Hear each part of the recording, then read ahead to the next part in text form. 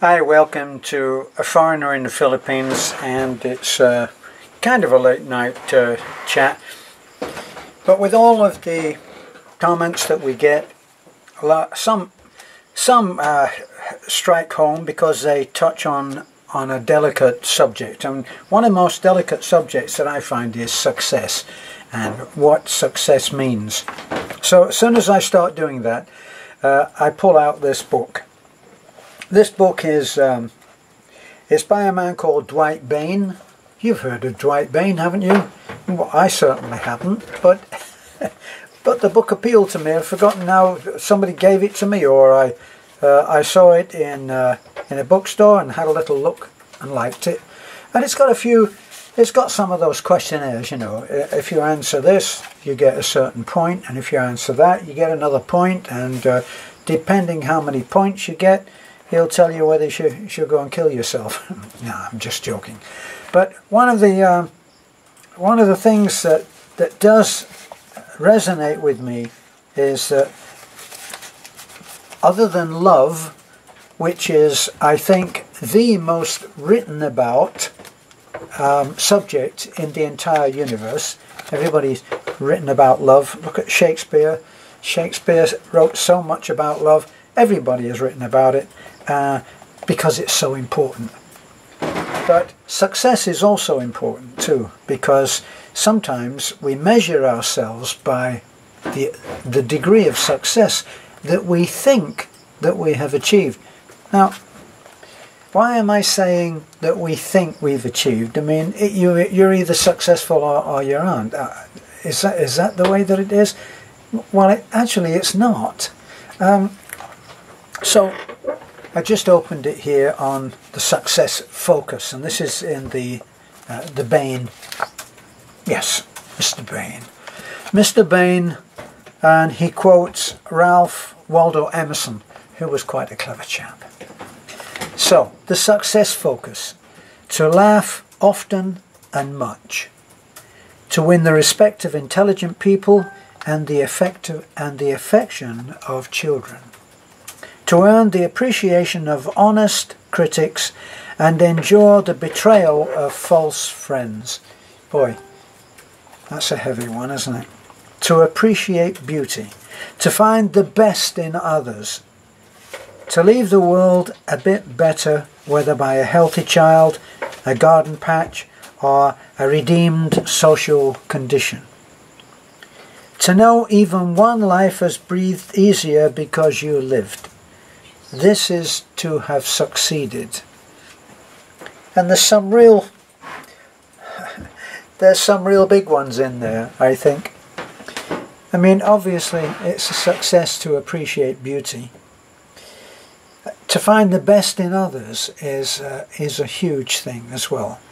And what we focus on usually gives us what we consider is a healthy concept of success. Now, I've known some people who were quite well off and were quite successful. I don't think that they laughed very often, unless it was ruefully. You know what that word, rueful, where you go, yeah. They didn't laugh often, and they didn't laugh where it just kept on coming. One night when I was with my kid, when we'd arrived in America, and right then it actually seemed like a dream. Now somebody wrote to me and says, don't bite the hand that feeds you. You know, don't knock the countries that people come from. I never knocked the people, the countries that people come from. All that you can ever do is say how it was for you, and that's valid. If you went to a certain country and you didn't have a good time, then it wasn't good for you. There's no point in coming up to in talking to someone who absolutely loved it because they saw a different country. Once, when I was actually coming back from I'd been to China and I was on my way home to America. And I sat next to a young American girl. I'm talking about someone who probably was maybe 17. And she was telling me what a terrible trip she had had. In fact, she actually said at one point, I just said, "Get me out of this country," because there was no AC. She couldn't get ice in her drink except for one lump, whereas she wanted the glass half full of ice like they do in McDonald's, so they don't have to give you much Coke. Well, she then went on, after saying what a terrible vacation she'd had, and she had gone out there and she'd been with a group of students, and they'd been taken round to all different places. It was an educational tour and an educational vacation. So, excuse me. That's hot. Still. So she was telling me, well, what was it that was so bad? Well, the AC, there was no AC in the hotel, for one thing, so it was hot. I was actually sweating, she said. I thought, my gosh, how terrible for you. And she said, and they did all kinds of things, you know. They took us round this place, and we went round this place, and they were making art objects, and they had these women and they were painting, and they were very, very delicate. And then she left the little complaining princess, and she actually started to describe what she'd seen. And what she'd seen was incredible, was wonderful. And I said, wow, I would love to have that vacation.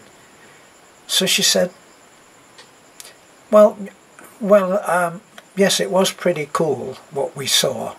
And we went round there, and then we went round to another place, and she described that. And then they took us to this huge reserve, and there we saw a lot of things. And then we went to the circus, and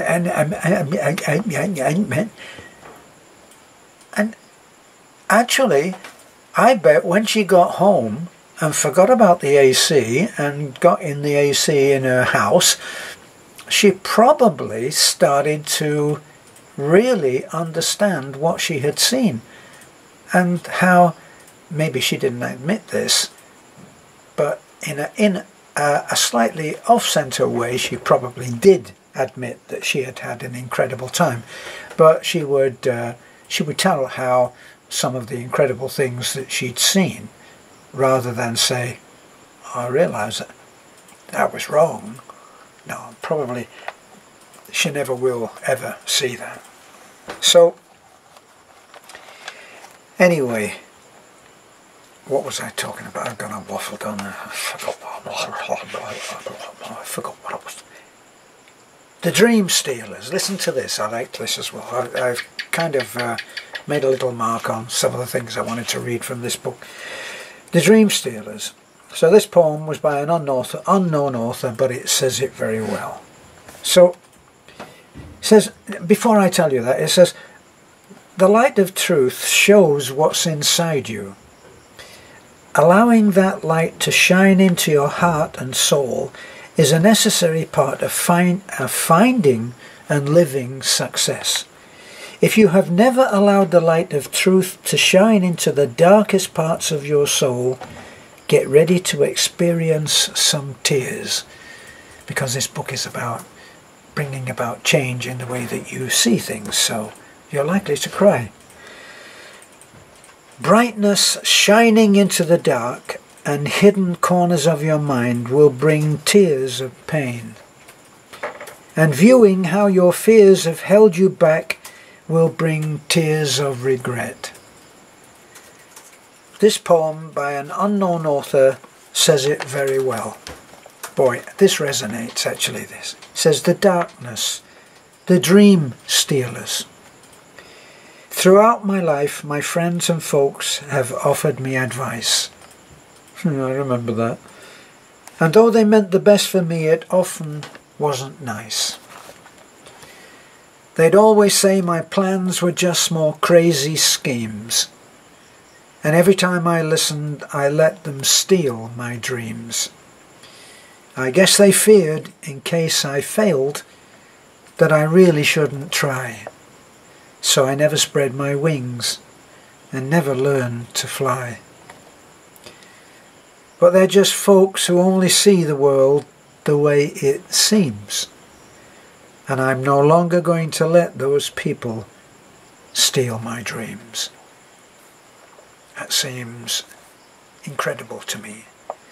Are you tired of letting others steal your dreams? Then you are ready to tackle some difficult issues that you may have been avoiding for years. And then he goes on and he talks about various things, and it's a very good book. But what does it say? What were some of the other things that I really liked in this? He talked about, and I'd never seen this written, but as soon as I did, it was like I was ready to see that particular truth.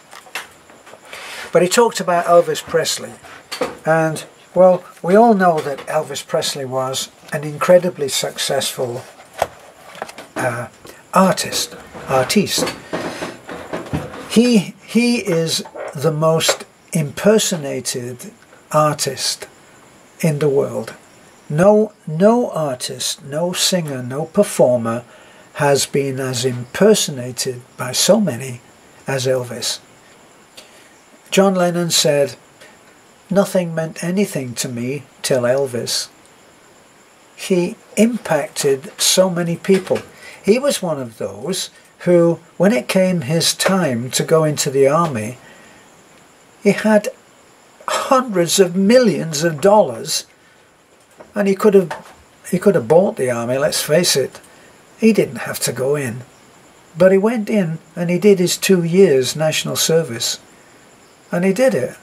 And he was already very famous. So he was a special guy. But then he reached what Bain calls, I think, a glass ceiling, or the self-destruct mechanism that comes with fame. Very often when we reach a point where everybody else tells us it's famous, it's empty to us. Now if you think about some of the famous people who have killed themselves, I talked about a man who was God on the trombone, J.J. Johnson. He took his own life. Frank Rossellino, I think, took his own life. Incredibly talented, heartbreakingly talented people, and yet they ended up in despair because they couldn't focus in the right place and because of the challenges that they failed to meet. Elvis died in anything but a famous way. It was all about binging on this and binging on that and doing crazy things. If he didn't like the program that was showing on television, he took a Colt 45 and he shot the TV to death. But then he did incredibly nice things. He left his pink Cadillac, a soft-top Cadillac, outside the store.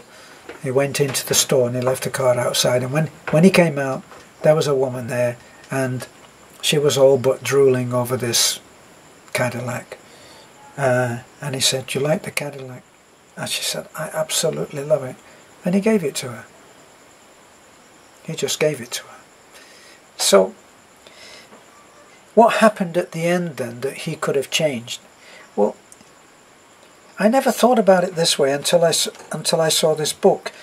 And he said, in the book, he said, Elvis could have made an incredible difference in people's lives that were really in need. He said he could have opened orphanage after orphanage and funded it himself and changed the lives of hundreds, possibly thousands of children. He could have done that. He could have funded universities. He could have funded hospitals. He died with the most incredible estate that you could imagine. There are mansions with huge swimming pools, there are the cars, there are aeroplanes, there are private jets, there are all kinds of things at Graceland, all showing an incredible degree of success in the eyes of the common man or woman. Wow, he was just so successful. That's because so many times people think that having a lot of money means everything, and it just doesn't. And having the adulation of many, that doesn't do it either. People think, wow, everybody loved him. Well, evidently he didn't know. Think about one of the people that have taken their lives recently was Robin Williams. Now, I bet most people would have looked at Robin Williams and said, my God, I wish I could have that much fun in my life, because everything he did and talked about and described and it all seemed so much fun, didn't it? And yet it turned out that he was well, a tortured man, a sad man inside. And he took his own life to end certainly what he considered was a pointless existence. Other people, Anthony Hancock, one of my favourite comedians, he took his own life. He took his own life, I think, in a little hotel room in Australia, far from home, far from people who loved him, and I'm sure that there were many who did, and he ended up taking his life. So, when we've lived a fairly full life, it means that we've had lots of losses, made lots of mistakes. We've had lots of disappointments, we've had betrayals, we've lost our place, lost our soul, and we've made a lot of people unhappy, probably. We've failed in marriage, failed in parenthood, we've failed in being reliable. Somebody said about Errol Flynn, the old Hollywood movie star in the old days. Errol Flynn was immensely popular, immensely loved as a man, and the most popular among women. Women swooned over Errol Flynn. But one of his friends said, you always knew where you stood with Errol. He would let you down. So, how do we find our place? How do we find where we should be? How do we keep these damn mosquitoes out of here? How do we do that? Because especially when you get to later life, there's an element of slowly giving up. You slowly give up walking as fast. You slowly give up caring about certain things. You slowly lose your appetite. You walk a little slower. It's all an effort to give up caring. You lose passion. Now, you don't have to do any of these things. You have to be aware that there are set rules of aging in the society, and none of them have to apply for you. But you have to start early. You have to realize that old age is going to come. You don't want to start saying, I'm getting old. Certainly you don't ever want to do that.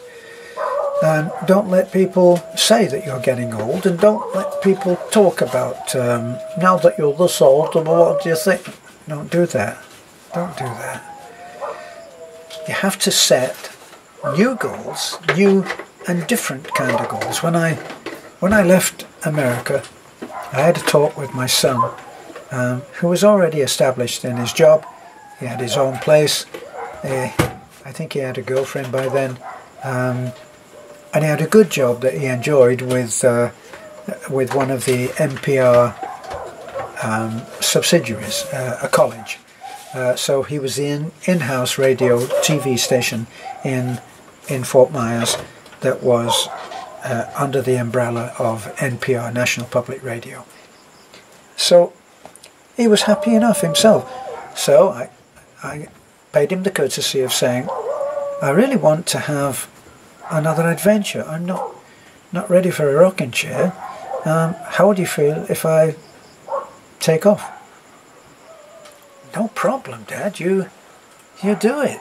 So I did it, and I came out here at a time when I think most people would be thinking about walking slower, thinking slower, doing slower, eating slower, setting goals slower, talking slower, all of those things. And I decided that I would come out and not do those things. And to an extent I have been successful. I'm still working on it, okay, and I'm hoping to get it all tied up before I get old and before my coffee goes cold.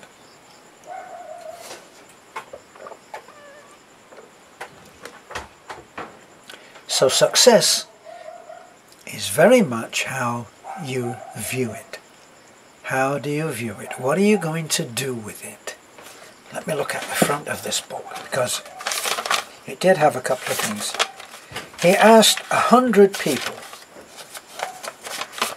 He asked 100 people, what do you, if I can just find it, what do you think success means to you? Defining what success means to you. Where the hell is it? Have you ever noticed that when you're looking for something in a book, you can never find a page? But if you're not looking for it, it's the one that comes up every time. I've got a spoon in my drawer that does this to me. It's a small spoon coming from a different set. I don't know how it arrived there, but it's there. I don't like it. So, when the cutlery is handed out, which of all the damn spoons that are in that drawer, which one do I always get? Yes! And I had this once before when I was in Florida. And I used to get this spoon come out that was just a little bit bent off center, and it was a funny one to use. And it had a wooden handle. And it was the only one that was like that. I guarantee if I put my hand into the drawer, that damn spoon was the one that I got out. So I decided that I was going to change things. And I declared, this is my favourite spoon. The one that's a little bit off centre and the one with the handle is my favourite spoon. And that's the one I want every time. And that's what I used to do. I used to put my hand in, and without fail, I would get the wooden spoon, the wooden handled spoon, until I actually began to like the spoon. And then I couldn't find it. Isn't life funny like that? So it's happening here. There's this small spoon, and I keep getting it. So I'm going to have to make it my favourite spoon, and then I can lose the damn thing. Right. I asked more than 100 people, and I'm not going to keep you much longer than this, okay? Stop crying. Achieving my goals. I asked more than 100 people what success means to them. Here are some of their rather candid answers. As you read through them, think about how you would define success. Achieving my goals. Money. What a surprise that one is. Being in a loving relationship. Getting my emotional needs met. Going for a long walk. Some people it's easy to please. Good health. Great family and friends. Having the right house, right car, right husband, and being a perfect size 6. I'm assuming that that's not a man. Being comfortable after a good night's sleep. Playing golf as much as possible. being where you want to be professionally, feeling close to God at worship services. For me, that was one time when I went to the Grand Canyon. And I went to the Grand Canyon, and there's one particular rim, I don't know what, the east rim or the west rim. I never go down north, south, east and west. So I went there and I stood on the rim, and there's something about feeling close to God when you're at the Grand Canyon. I was at the Grand Canyon and I stood there, and it's so big and so quiet. And you actually, even now I'm lowering my voice, have you noticed that? You start to speak, in a way, with reverence. And I realized that was the closest that I felt to God. And while I was stood there with my son, who was, I think, was feeling the same thing, a minibus pulled up, and it had a whole gang of teenagers in it. And they were laughing and joking, and they all tumbled out of the thing. I thought, oh well, there goes my union with God.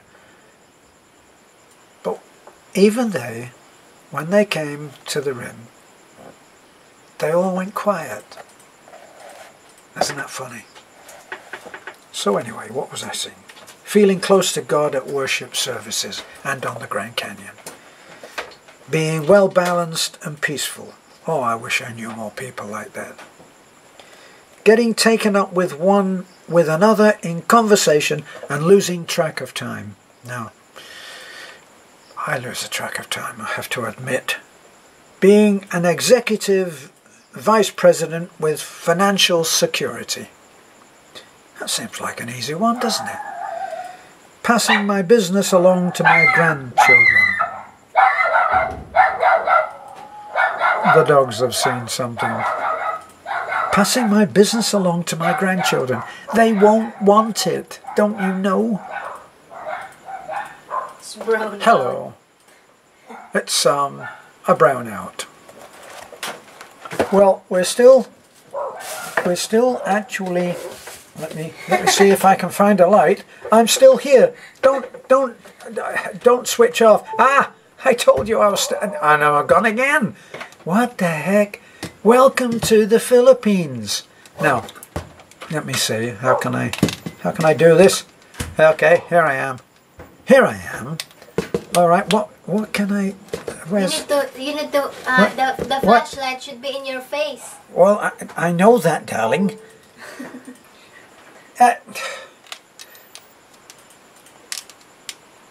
Okay, here I am. Oh my God, I look like something out of Blair Witch.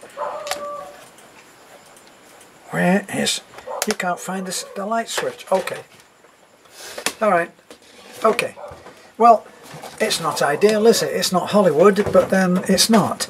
So, and anyway, I can't read the thing here. Oh, jogging. When my mind clears and things come into perspective, it's available to everyone except me. Success is a personal thing. It's being happy and complete.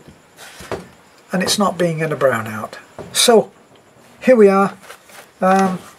Probably the moment that I turn off the camera, I'm sure, let me see if I can adjust. I'd never have made a light technician, would I? Look, there I am.